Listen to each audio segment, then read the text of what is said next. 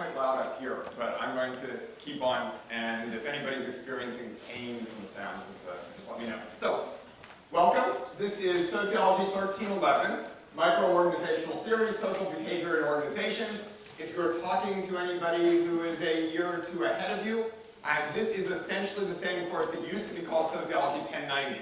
And so, if I will occasionally perhaps accidentally lapse into calling it 1090, if you're talking to anybody about what they learned, the course they might have taken was 1090, but we've renumbered them, we've given them brand new, spanking new names that are so much more exciting, and so that's what we're doing this year is Sociology 1311. So welcome, all of you, and let me just do a few introductions. So first of all, I'm Mark Suchman. I'm a professor in the sociology department. I'm one of the core faculty in the BEO program as well. I've been here myself about 5 years, and I can tell you, by the way, 5 years ago, my very first lecture course was in this hall, and you guys are so lucky. This was the most disgusting lecture hall on the entire campus, in my opinion, when I arrived. Moment of levity, I had a power brick for my computer. I decided I didn't want to carry it back and forth to my office, so I shoved it in the drawer of the big chemistry building style podium that used to be standing in front of here. I came into the next lecture, pulled it out. It was glued to roach paper along with about 5 roaches. There were rat traps in the basement. This building is so much nicer. So, of course, it is the cognitive sciences building, so there probably still are rat traps around. But other than that, it's a very nice building. Hopefully we'll enjoy being in this lecture hall. In any case, my office is across Lincoln Green in the sociology building, which is Maxey Hall. It's the one that has Marcus Aurelius on his horse right out in front of it. And my office number is 208. And my office hours for the semester will be Mondays 10:30 to 11:30, Thursdays 2:30 to 3:30. That is essentially right after class. And I tried to get hours that would span a couple of different lecture blocks. Hopefully they'll work for you, or by appointment. Or by appointment isn't intended to be terribly scary, but I have various activities, duties, responsibilities around campus and off campus, and so you won't necessarily catch me in my office if you come by at a time outside of office hours, unless we've communicated by email ahead of time and we've made an appointment to make sure that I'm there when you're there. So office hours are essentially drop-in. If necessary, I am the Org Studies track advisor for BEO starting this year, and it may be that my office hours get so busy that I'm going to start doing a sign-up. But I'm hoping not, and in general, my office hours are drop-in, first come, first serve. So during office hours, just come by. If you need to reach me for any reason, the best way to reach me is by email. Unfortunately, PowerPoint obscures the fact that there is an underscore between Mark and Suchman. It's a traditional brown email address. That's the best way to reach me. I do have a phone in my office. I've stopped putting up the phone number, not because it's secret, but because I'm so bad about taking messages off that phone, and I'm so rarely reachable with that phone, that really, frankly, my email address is the best way to reach me.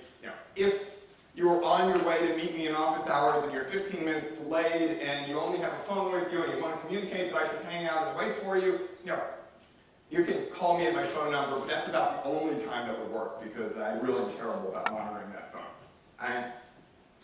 So we also, in the course, have 2 teaching assistants, 2 excellent teaching assistants. And the first teaching assistant behind the video camera here, trying to track me as I walk back and forth across the front of the room, is Esalkin Boteva. Esalkin, do you want to just stand up without knocking over the camera for a second? This is Esalkin. Esalkin is a dissertator in the sociology department. I'm very interested in entrepreneurship and has been actively involved in the BEO program in various courses, multiple times teaching as a teaching assistant in these different courses. So very, very able teaching assistant. And our second teaching assistant is Yibing Shen. Yibing is here down in front and will momentarily, in fact maybe right now that she stood up, start passing out syllabi so that you have them when we get to that part of the lecture. So you're going to just walk them up and down. Yibing is particularly interested in development studies, in political economy, and so especially if your interest in organizations tend toward organizations in the development setting, Yibing, I'm sure, would be happy to talk to you about how those things fit together as well. And so we're very lucky to have both Esalkin and Yibing as our teaching assistants. they both will have office hours in B11, and we're not allowed to call that the basement of Maxey anymore. It is now known as the ground floor, but when you come in the main door, you do go down.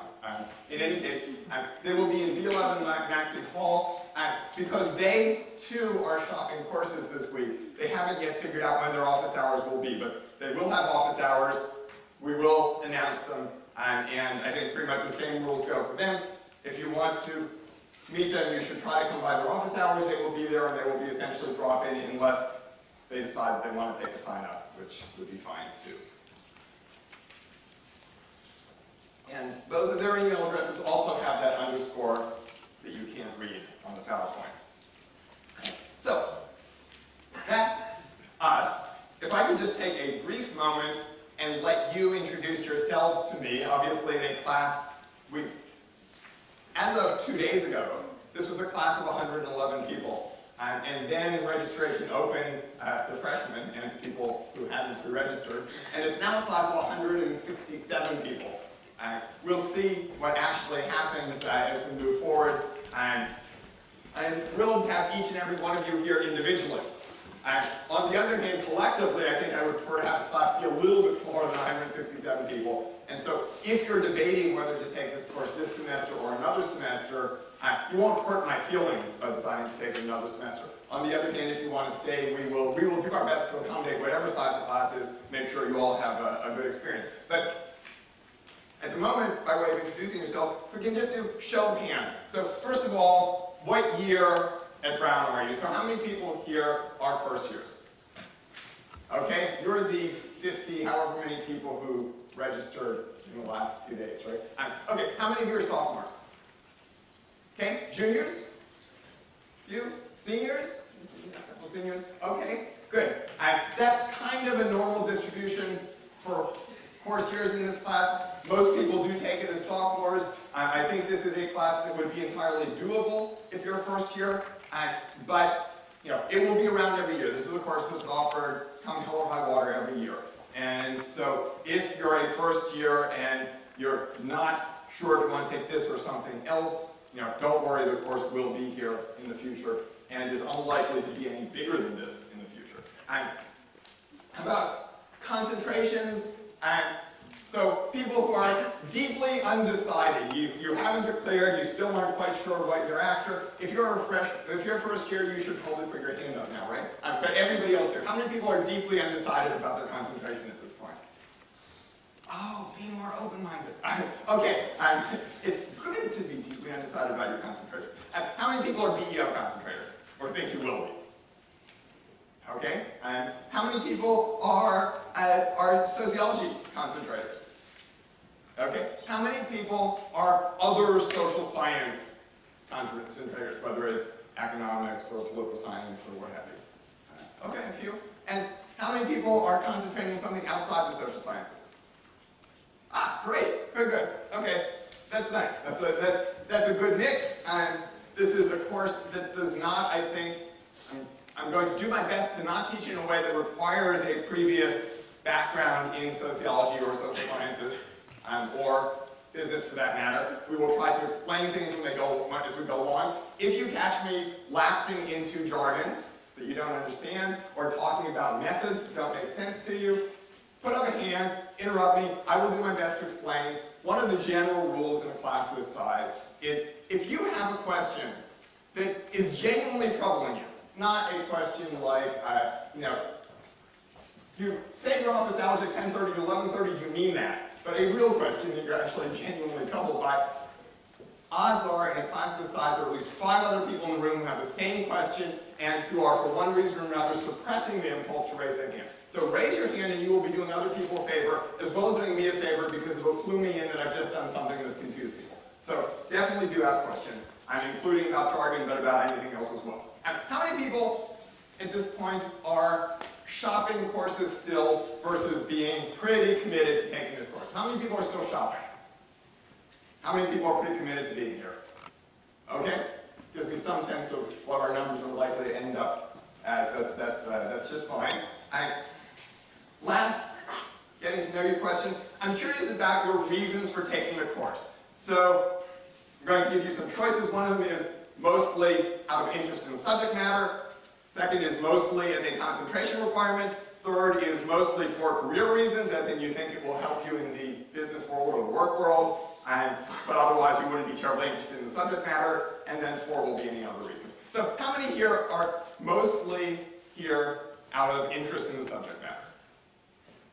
Okay, don't leave. You guys want to say that thing about possibly dropping the course? Don't you guys get okay? How many people are here mostly as a concentration requirement? Okay, that's not surprising. This is a concentration requirement for the BEO concentration. And so it's, as a track advisor, I certainly recommend people who are either BEO concentrators or, thinking of declaring, especially if you're a sophomore, thinking of declaring at the end of the year, this is a good time to take the course. If you're a freshman, this is a fine time to take the course, but you could also do it in a subsequent year. And how many people are here mostly for career reasons that you think this would be a useful course in the work world? Okay. I can't guarantee it will be, but I'm hoping that it'll be at least somewhat useful to you. Little aside, people have occasionally done surveys of business school graduates asking them which business school courses they enjoyed most of their time of graduation or thought were going to be most useful to them in their work lives, and then coming back and resurveying them 5 years later. And at the end of business school, number one guess is that people say the finance courses are going to be the ones that will be most useful to them in their business lives. 5 years later, organizational behavior, which is another word for microorganizational theory, is the number one answer of what was in fact most useful to them. Partly because whether you're in finance or not, turns out you have to be working with other people in organizations, and understanding behavior in organizations can be quite useful in a practical sense, having some of those theories intact. How many people are here for any other hodgepodge of reasons, like it doesn't conflict with your lunchtime, or your potential boyfriend or girlfriend is here, or something like that? Anybody here for those reasons? Okay, then I won't have to give you advice. Okay, great. Well, so, actually I should say, first of all, any questions about any of the introduction stuff? It's not rocket science, but, okay, great. So I'd like to do basically 2 main things in this first class session. First, I want to tell you a bit about the substance of the course so you can get a sense of whether it's going to interest you. And second, I want to tell you a bit about the practicalities of the course so you can get a sense of whether it's going to work with everything else that you might have on your plate for this semester. So, if you'll bear with me, I think I'm going to split it up a bit. I'm going to start by talking in a general sense about the course, about its course coverage, and about the subject coverage, and so on. I'll then talk about the logistics, the practicalities of the course. And if we have time at the end, I'll come back and talk in a general sense about what this thing organizations is, what we mean when we talk about an organization. So that's kind of a substantive point. But we'll save that for the last because probably that's not going to affect your decision to take the course or not. All right. So, let me just... Okay, so let's talk a bit about course coverage. So, organizational studies, which is one of the BEO tracks and is what this course is a foundation for. Organizational studies is a broad, heterogeneous, multidisciplinary field. Here at Brown, we act as though organizational studies is, in a sense, under the wing of the sociology department. But that's largely a historical coincidence having to do with how the BEO concentration was founded. It was founded out of 3 different departments: sociology, economics, and engineering. And each department kind of took a track under its wing, and sociology took the organizational studies track under its wing. But that's kind of a quirky Brown thing. If you look at other campuses, especially campuses that have business schools on them, you'll see that what Brown calls organizational studies is being taught by folks with training in not only organizational sociology, but also industrial psychology, workplace anthropology, business history, institutional economics, political science and public administration, a wide range of different fields. And you'll also often see it going by other names. Names like management science, or organizational theory and organizational behavior, or business strategy, or industrial relations. And so organizational studies is our name for it. It's not a totally idiosyncratic name. Other people do call it that. But if you are talking to friends on other campuses, or if at some point you're looking at graduate programs, the kinship here is to a lot of these different things in the management department or organizational behavior department, what have you. The unifying theme is that these are all efforts to turn the lens of the social sciences, of all the social sciences, on the question of why organizations behave the way they do, and why people behave the way they do when they're in organizations. And so, a bit later we'll come back to the question of what makes something an organization, but for now the main point is that organizational studies starts from the premise that organizations are a distinctive and an important kind of social arrangement. And it then seeks to build a base of systematic social science knowledge about how that distinctive social arrangement works and how it affects the people who are working within it. And so, on the whole, as an intellectual project, organizational studies has been a great success. And if you look back, this is not a terribly old field, at least in its kind of modern incarnation, but over the past half-century or so, we've built up a great deal of systematic social science knowledge about how organizations work and about how organizations affect the people who work within them. And of course, the downside of having a great deal to say about a subject is that it's hard to cover everything in a single semester. But it's also hard to know exactly where to split things up, where to cut things up. And so Brown, like many schools, has chosen one of many possible solutions to this question of how to cut up a field. And it's chosen to solve this problem by splitting the material according to what's known, jargonistically, here's a jargon word for you, as level of analysis. And so basically, level of analysis refers to the grain or the scale of the theories and the processes in question. So this course, Search 1311, focuses on what's known as the micro level of analysis. And so these are theories and processes that give a central role to individual people, including people's personalities, people's motivations, people's decision-making processes, and so on.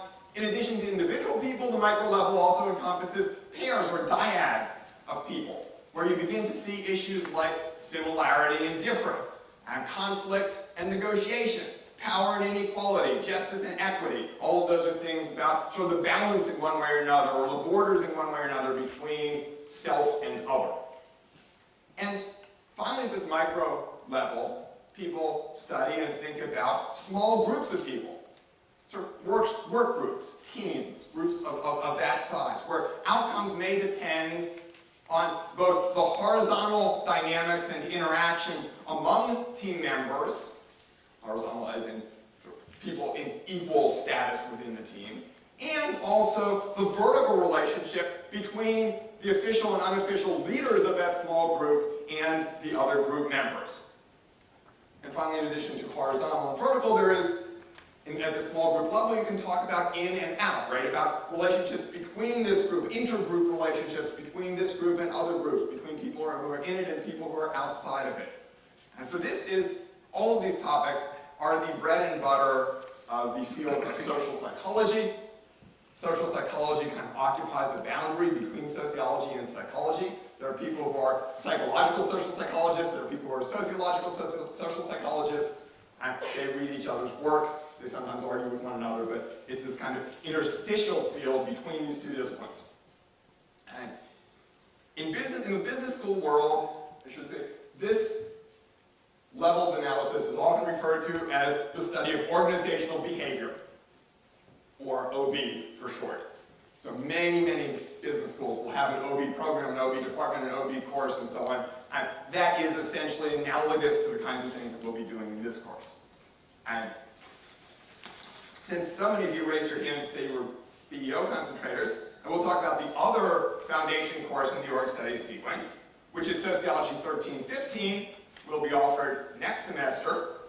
And That's a course that focuses not so much on the micro level of analysis as on the meso and the macro levels of analysis, so bigger scale processes. So these are theories and processes that give a central role to organizational structures, structures that are bigger than person-to-person work groups, things like departments, divisions, professions, at hierarchical levels within the organization, ranks within the organization. And this level of analysis also, that's often called the meso level because it's about the structure of the organization itself. So 1315 also will talk about what are known as inter-organizational relations. So how does one firm deal with another firm, or how does a firm deal with the government? And so these would be studies of things like supply chains, or strategic alliances, or joint ventures, right? All of those are about inter-organizational relations, an organization in another whole organization outside it. And finally, at perhaps the most macro level of analysis, people talk about what's known as the organizational environment, or organizations' social environments. So there you would be looking at things like financial markets, or the labor market, or the legal and regulatory environment. That's something in my own research I spend a lot of time studying. Or regional and national cultures. All of those are things that transcend any individual organization, but that many organizations may be immersed within. And so those kind of Social 1315 macro-organizational theories, those are topics that are most closely linked to macroeconomics, to political science, and to some degree to anthropology, rather than to psychology. So they're linked to a different set of social sciences, a different scale of thinking about the social world. In a B school, the Social 1315 macro topics would often be called organizational theory, sometimes these days, increasingly these days, called business strategy. Take your pick, but those are the places where you might find similar themes being discussed if you were taking a course like these in a business school. So, this course is going to have 3 main units that are all at this micro or social psychological level of analysis. So, the first big unit will be on the individual. So in this unit we'll talk about personality, we'll talk about the social self, that is how is personality affected by social context. We'll talk about motivation, why people do what they do. We'll talk about decision-making. We'll actually talk about decision-making in 2 ways. First of all, individual decision-making, and then moving up to the next level, but not quite in the next unit. We'll also talk about how individual decisions may be shaped when people make them in groups. Okay. The second unit is going to be a unit on the group. And so here we're going to talk about social identity, that is, how do people get a sense of who they are, what groups they belong to, and what groups they don't belong to. Communication, how people communicate within groups with one another. Team building and teamwork. What are the dynamics of a group, how do groups work? And finally, leadership. How do people effectively or ineffectively lead groups? But all sort of at this group level of analysis. And finally, third unit will get a little bit more macro still, but still all basically micro-social psych. We're going to talk about the intergroup context. So we'll talk about difference and diversity. We'll talk about conflict and negotiation. We'll talk about power and politics. We'll talk about equity and fairness. We'll talk a bit about culture, and we'll talk about conduct and misconduct. At the very end of the semester, we'll be talking about why people engage in various kinds of bad behavior in organizations. So in short, this semester is going to be about organizational life on this kind of personal scale, this micro scale, and things that you can see, hopefully there's some things you'll be able to see in your own behavior, things that you can see in the groups or the teams of which you're a part, and things in general that could be reproduced, studied, simulated, recreated in a social psych lab using a reasonably small number of participants. In fact, we're going to take advantage of that micro scale to make the course as experiential, as experiential as possible. So when I teach macro org theory, so there's 1315, which I do sometimes teach, I can't easily simulate an entire industry in the classroom. right? I can't simulate the entire regulatory apparatus of the federal government in the classroom. But in this course, we actually can simulate some of the things that we'll be studying. We can do a personality test, and hopefully we will. We can engage in group decision making, and we will. We can do a team project, a minor, small team project. And we can do a negotiation. So a lot of the things that we're going to be studying this semester, we can actually experience on the scale of a classroom or a subset of people in a classroom. And because we can, we will. Hopefully, this is going to make the course both more fun and more educational.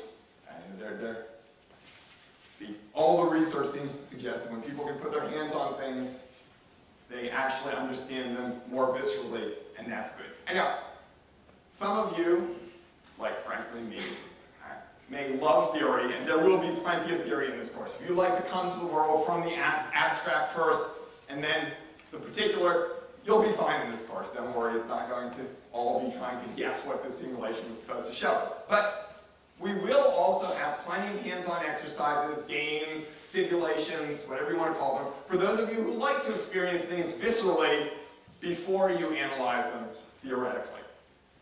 So it should be an exciting journey, and I'm excited about having you join us for it. And questions about this before we move on and talk about logistics, about the course coverage. Okay?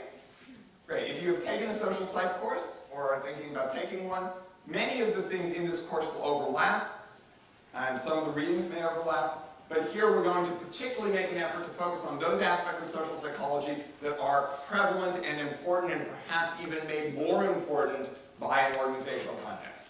And also talk a bit about how those microprocesses might generalize up or might aggregate up or combine to produce the kinds of behaviors that organizations engage in. So this is social psych, but it's situated social psych. It's situated within this organizational setting.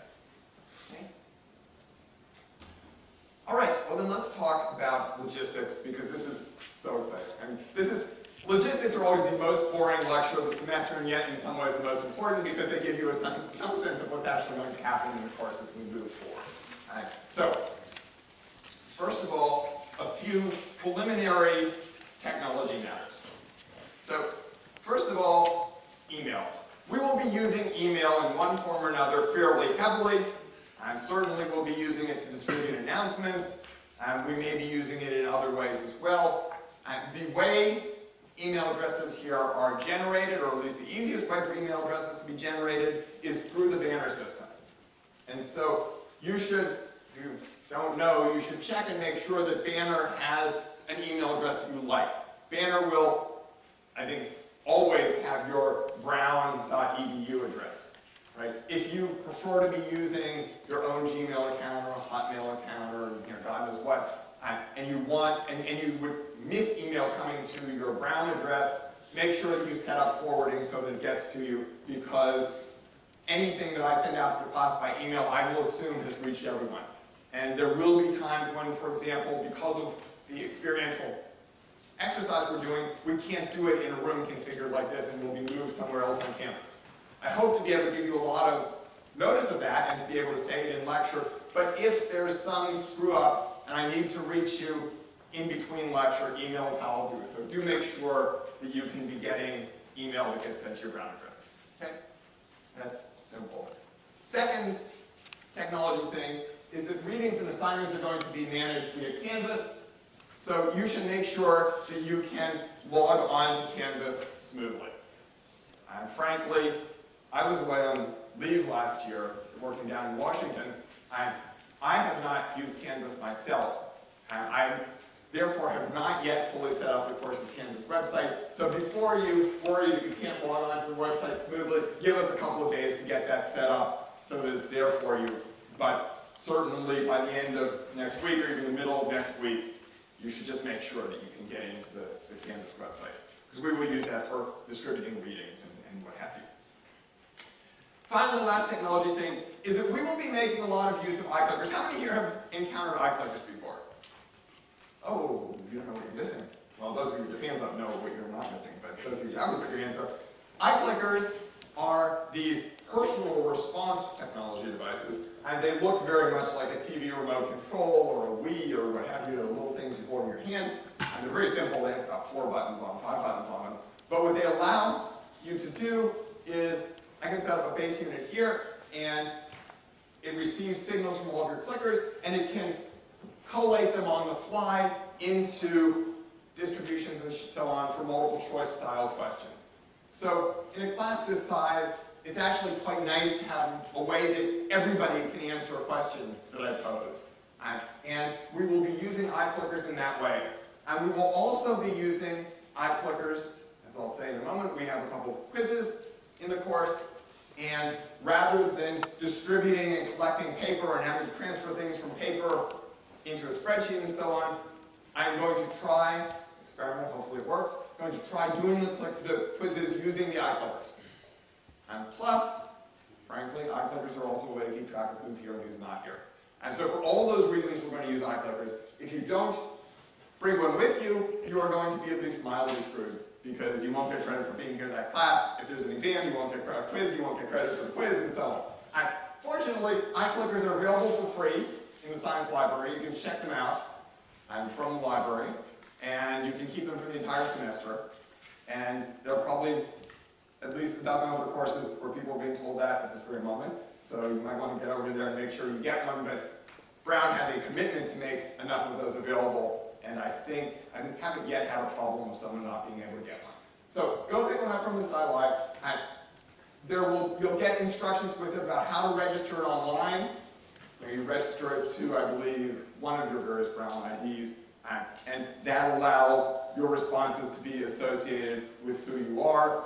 Every once in a while, I may have an iClicker question that I realize people might find awkward or embarrassing. I once asked a class, it was a class on sociology of deviance, and I asked how many people had broken the law. And so for those questions, if I ask a question that you feel awkward about answering, well, I will try to guess which ones, but in any case, if I don't guess correctly, let me know, because there's a good way to anonymize this, which is that you temporarily swap clickers with the person next to you.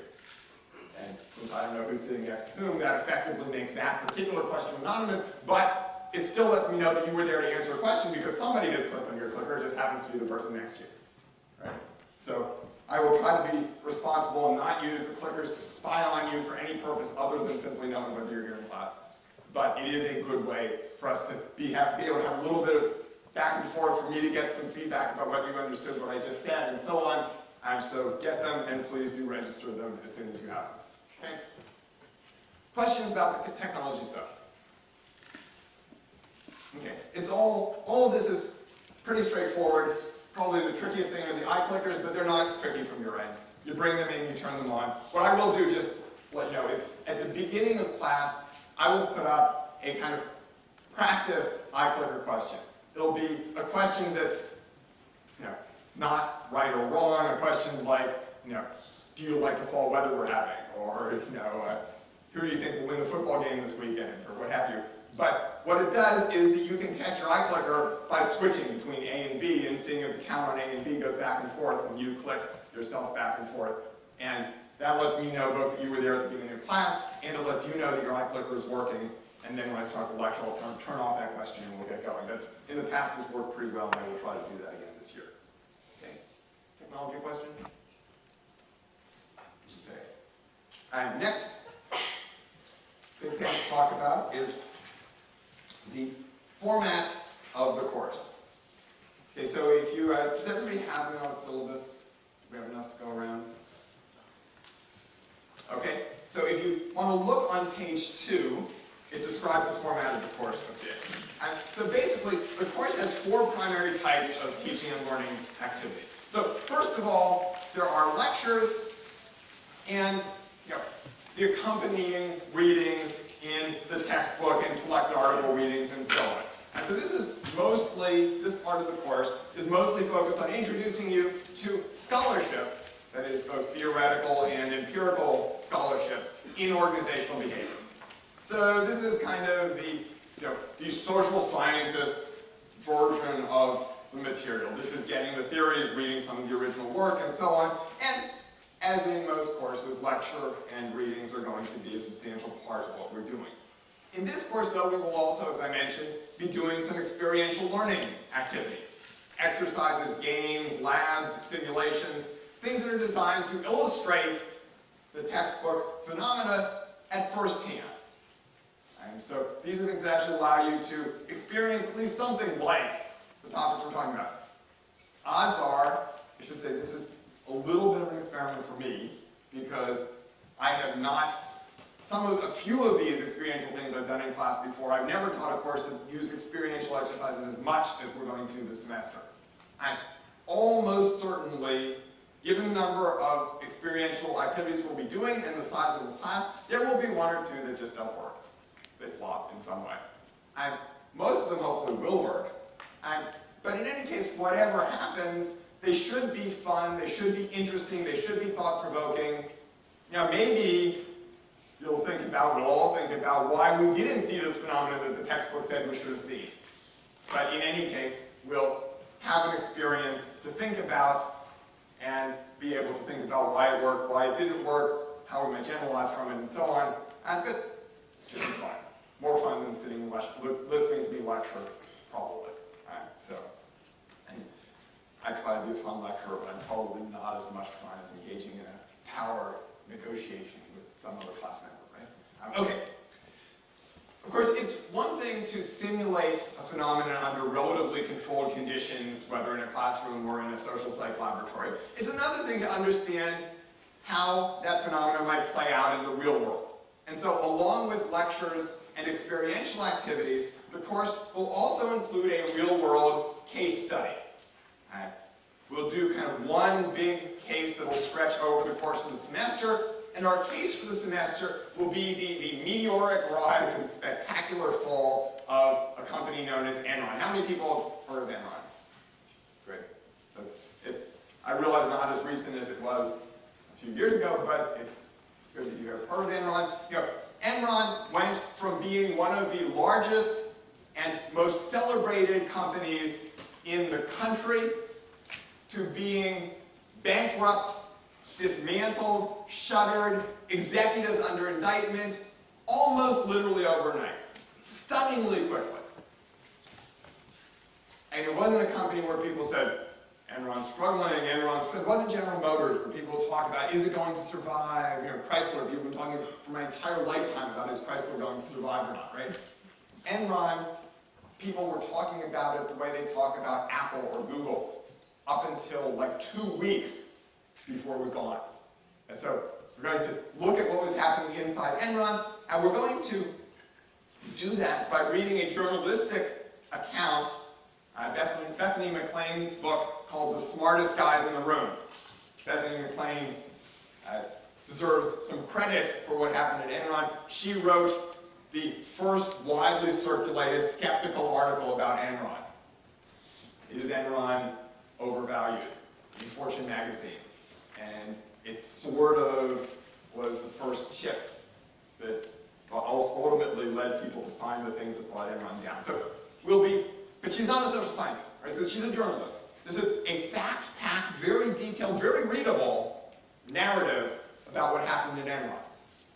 It's like a big magazine article, 400-page magazine article. But I mean, it's engaging, it's very readable. We will use this as a kind of historical record. For the most part, we'll take what she says as being an accurate representation of what happened in Enron, though there are some other books on Enron as well, and certainly you might want to go and do some reading and see how much checks out and so on, but she is seen as being a reliable source about Enron, a very knowledgeable source. And so we'll be using that historical record to look at organizational behavior at work in the real world, how some of these principles might apply to real-world things that brought down a real-world Fortune 500 company spectacularly quickly. Okay, finally, to give you a chance to synthesize these three different ways of encountering the material, the theoretical, the experiential, the real-world application, to give you an opportunity to synthesize that, to puzzle through it, to make sense of it, in conversation with your classmates, in conversation with the TAs, with me. We will have discussion sections throughout the semester, weekly discussion sections. For some topics, we will do the lecture first. For some topics, we'll do an experience first and then the lecture. Generally, we'll do Enron and the class discussions toward the end of the topic after you've had the experience and after you've had the lecture. But we will be doing all four of those things pretty much straight through the semester. For most topics, we'll do all four in one form or another. Okay. Those of you who are attentive to things that are going to make your life difficult, notice that I said we would have discussion sections. We will have discussion sections. There's no way to make a course like this, of this size, work without discussion sections.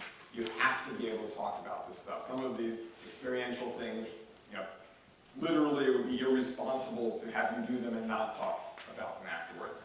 So, to make this all work, we're going to need to take advantage of not only our Tuesday, Thursday lecture meetings, but also weekly small group discussions.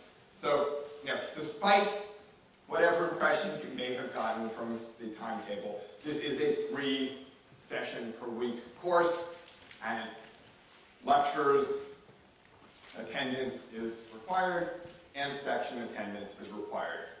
We will have multiple sections, so there will be a choice of times, but you do have to be in section if you want to have attendance credit. Section attendance, section participation will count every bit as much as lecture attendance and lecture participation. And so this means that everybody is going to need to be in the section, and you should be coming to the section that you are assigned to.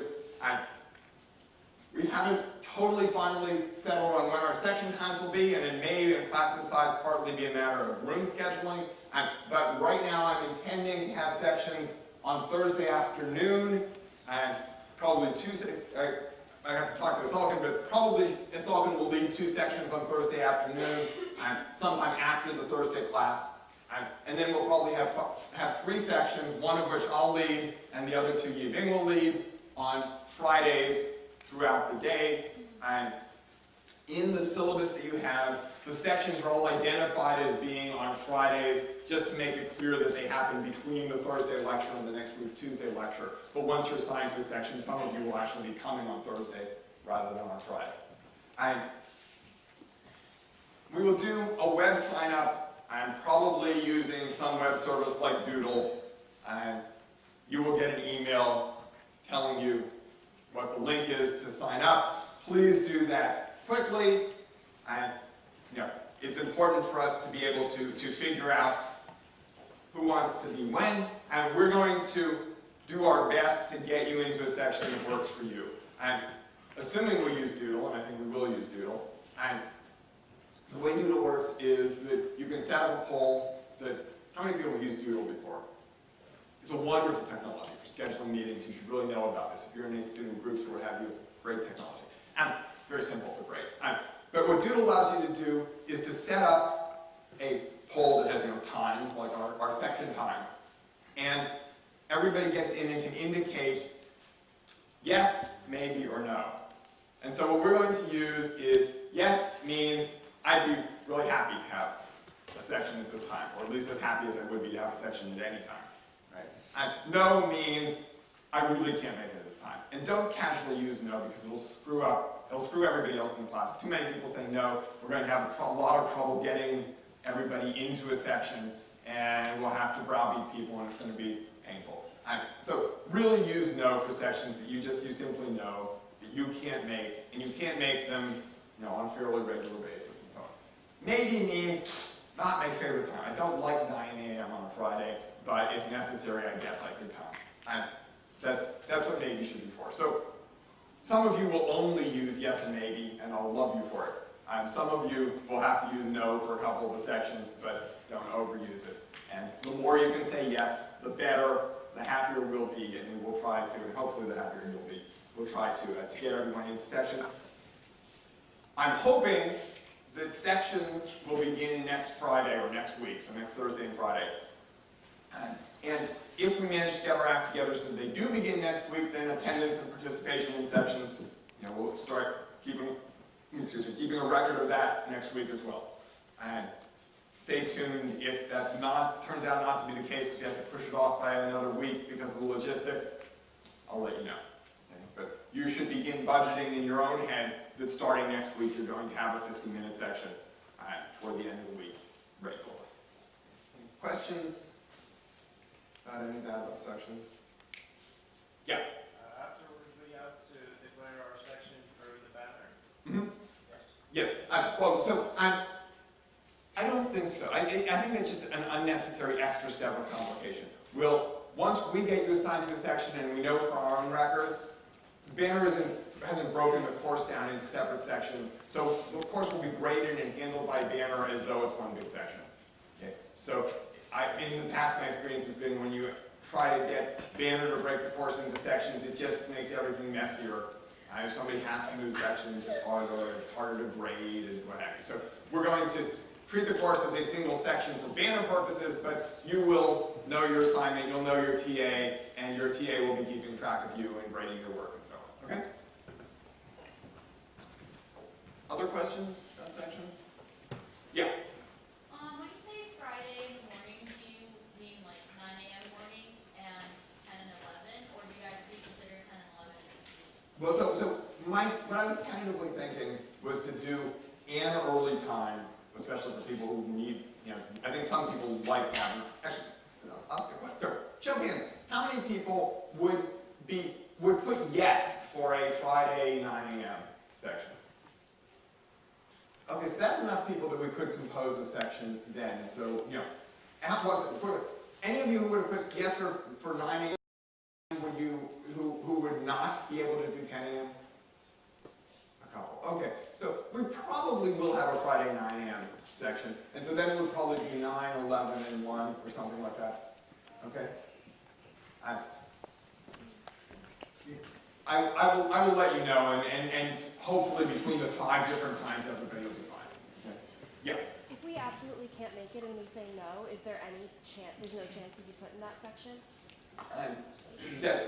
We won't put anybody in the section that they said no to. Okay. I will warn you though, it pains me to say this, but the logistics, and of course the slides are complicated. There is a small, I think it's very small, but there is a small chance that if you say no to a lot of the section times, that we may simply not be able to give you a section. And frankly, that would be like having a course as a whole schedule of time you can make it. You just have to do it some other semester. I'm hoping that won't happen. It's one of the reasons why it's good to say yes to as much as you can, because that allows us some flexibility to accommodate people who are really stuck.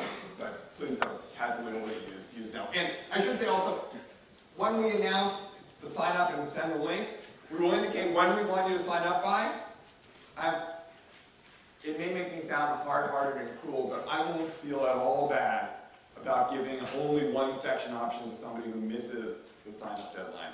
If you don't get your request in by whatever, we'll give you a little bit of time to get to it. But if you don't get a request in to us, we have no way to accommodate your preferences. We will accommodate everybody else's preferences, and then we'll put you somewhere, but not necessarily somewhere that works for you. I apologize for that, but it's, it's just the way things go. You can't hold this open too long because then the room scheduling gets screwed up and so on. Okay, yeah. You will send us an email with the link to the assignment. Yeah, that's right. I'll send it, through banner to your browser address. Okay. All right. Let's talk a bit about assignments. That's probably what you really care about. So, assignments. And the course has 4 main requirements. You can follow along. There's a table in the syllabus. It's on the top of page 4, so it basically looks something like this. So, first of all, quizzes. There will be 4 quizzes during the semester, and there will be one at the beginning of October on the Enron book, and there will then be one on each of the 3 units as we shortly after we finish each unit, there will be a quiz, and the quizzes will be short. They're going to be short, multiple choice exams, probably 5 or 6 questions. We're going to, I hope, do them in class using iClickers. So I will put up the question. You'll have 30 seconds to pick an answer. I will kind of debrief you on what I at least see as being the right answer. I'll give you time to talk back and explain why you thought something else was the right answer. Maybe. I won't necessarily buy it, but happy to listen. In any case, we will do that fairly quickly. We'll then have a lecture or whatever for the rest of the class period. So we'll just do it at the beginning of the class that's indicated on the schedule. They are not, as you can see, worth a huge amount of weight. Right? Each of them is just 5%. It's mostly a way of making sure that you're keeping up with the material and in a way rewarding people who are keeping up with the material. I will say one thing about the quizzes is because so much of this class will be spent on experiential activities, some of the important material may be only in the readings and not in the lectures. And so I'll talk a little bit about reading shortly, but it is worth knowing as you think about the quizzes that it is fair game to ask you a question about something in the readings, whether or not I talk about it in the lecture. But I'm not going to try to do a lot of gotcha questions. If it's a question about the readings, it will be a question that is pretty obviously part of the reading. Okay. I should say, on the happy side, these will be the only tests in the course. No final exam. So when you do the last of these, you don't have to be studying for a final exam afterwards. These will cover pretty much all the material in the course well enough for me to know that you've been keeping up with it. And there are plenty of other assignments, but these will be the only tests. So hopefully that is appealing. Question about the quizzes. Okay, second big assignment in the course will be what I'm calling lab reports. So in each of the 3 units, the kind of biggest experiential exercise is going to be designated as a lab. So there will be 3 labs in total corresponding to the 3 main units of the course. And what we're going to do is for each lab, hopefully this will work logistically. I warn you, I might modify it slightly if it's, if because of the size or whatever, the space available to us doesn't work. But my plan is for each of the labs, 2/3 of the class, 2/3 of you will be designated as subjects or participants in that lab. So you'll participate as players in the experiential exercise. If it's a simulation, you will be playing the simulation. If it's, some other kind of exercise, if it's a negotiation, you'll be negotiating with one another, what have you. The remaining third of the class will be designated as observers. So you're kind of like the social scientists in this story. And observers will help me and help the TAs to run the logistics of the lab, because we will often have to break up into separate spaces. It'll be very helpful to have a team of kind of people supporting us and helping us do that. And of course, the observers will also observe. And ideally,